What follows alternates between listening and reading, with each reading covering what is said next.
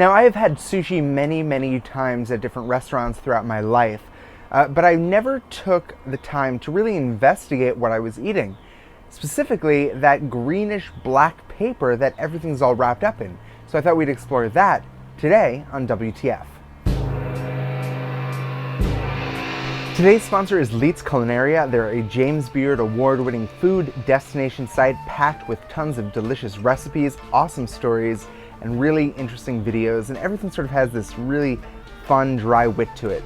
Check them out online at leitzculinaria.com and post a comment there, let them know that you found them through WTF.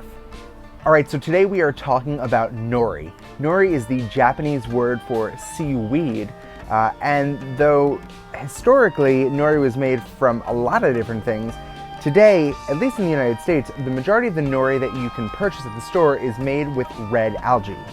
The process of making nori is pretty interesting and it's pretty robust. First, small seedlings of red algae are planted in beds that are lowered underneath the sea level, and they grow obviously underwater, hence the name seaweed. It grows for about 45 days. After 45 days, it is harvested, and then after that period of 45 days, new batches can be harvested every 10 days. Once the algae is harvested, it's made similar to the way that we make paper. The seaweed's made into a pulp, then it's kind of laid out flat on a screen, and it air dries into a sheet of paper. Nutritionally speaking, nori and seaweed in general is very good for you. A single sheet of nori is 1/3 protein and 1/3 dietary fiber.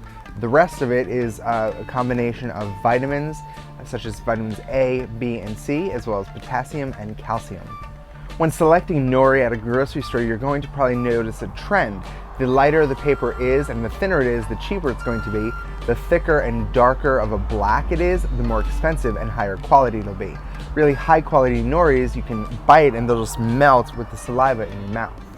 And even if you're not going to use it to make something like sushi, nori is a really great condiment. It's also a really great snack by itself. It's often cut up into little chips and put on top of Japanese rice.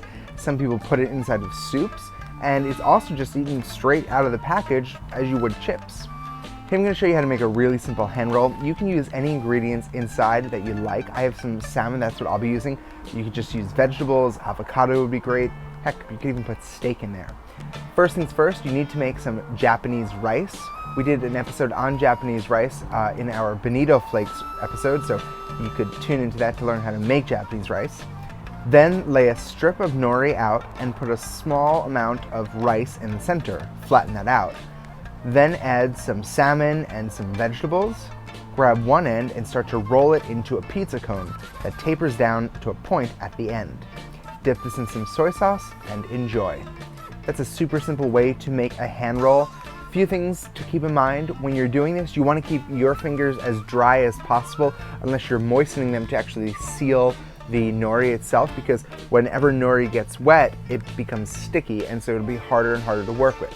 You don't need to soak the nori first. You're going to use the actual crisp sheet of paper and put the rice right on it.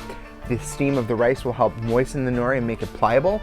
And there's no wrong way of doing this. So put whatever you'd like in it, bunch it up as you see fit, and enjoy. Tune in tomorrow for another WTF. And if you're watching this on iTunes or YouTube, give us a comment, subscribe, and tell all your friends about the show. I'll see you tomorrow.